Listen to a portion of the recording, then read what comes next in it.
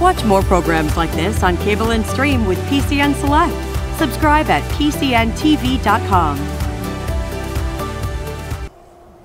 Major General Abner Doubleday. In November 1863, I'm in Washington City, awaiting orders, living there with my wife, who actually has a close relationship with the President's wife, Mrs. Mary Todd Lincoln. Because of that, it was very easy for us to actually be on the train from Washington City to Gettysburg, November 18th, the day before the 19th, and actually experience in person the Gettysburg Address, both the Everett Address and the remarks by the President himself. I understand I am one of 3 generals from the battle who were able to attend. Brigadier General John Gibbon. I had previously spoke about my being wounded during Pickett's charge on the 3rd day. By the time I was sufficiently recovered to assume what is called light duty in the Army, I had been assigned to the recruiting depot in Cleveland, Ohio. There was talk in the papers about a dedication of the National Cemetery and the fact that there would be dignitaries and other noted individuals there. And I decided that, having partaken in the battle myself, this was something I'd like to see.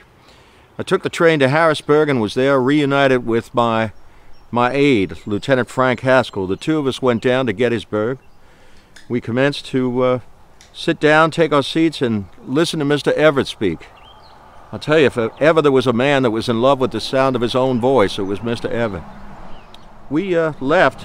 I decided I wanted to go back and see where we had actually fought in the battle. So we went back to our old positions and how very, very different it looked.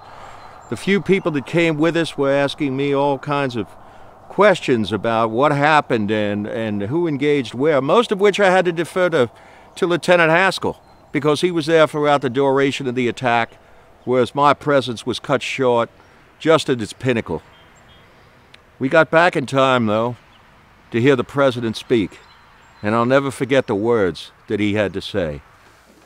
87 years ago, our fathers brought forth on this continent a new nation, conceived in liberty and dedicated to the proposition that all men are created equal.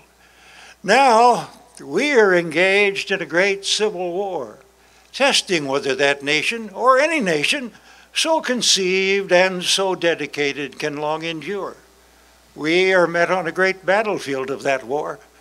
We have come to dedicate a portion of that field as a final resting place for those who here gave their lives that that nation might live. It is altogether fitting and proper that we should do this. But in a larger sense, we cannot dedicate, we cannot consecrate, we cannot hallow this ground.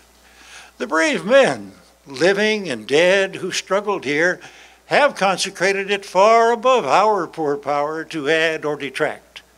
The world will little note nor long remember what we say here, but it can never forget what they did here.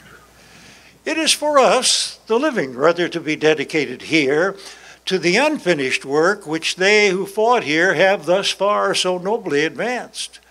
It is rather for us to be here dedicated to the great task remaining before us, that from these honored dead, we take increased devotion to that cause for which they gave the last full measure of devotion.